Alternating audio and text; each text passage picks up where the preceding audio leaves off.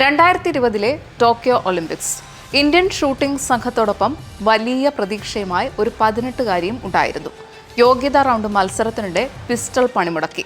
അവസാന ഷോട്ടിന് മുൻപ് 6 മിനിറ്റ് നഷ്ടമായി. ഇതോടെ 2 പോയിന്റ് വ്യത്യാസത്തിൽ 10 മീറ്റർ എയർ പിസ്റ്റളിൽ ഇന്ത്യൻ ടീമിന് ഫൈനൽ റൗണ്ട് നഷ്ടമായി.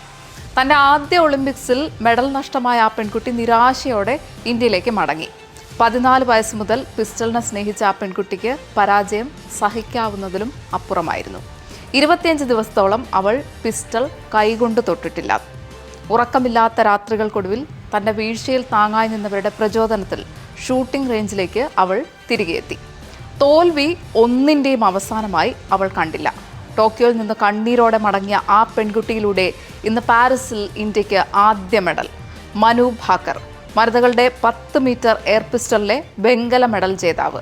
ഷൂട്ടിങ്ങിൽ മെഡൽ നേടുന്ന ആദ്യ ഇന്ത്യൻ വനിത എന്ന ചരിത്ര നേട്ടവും മനു ഭാക്കർ പേരിനൊപ്പം ചേർത്തു.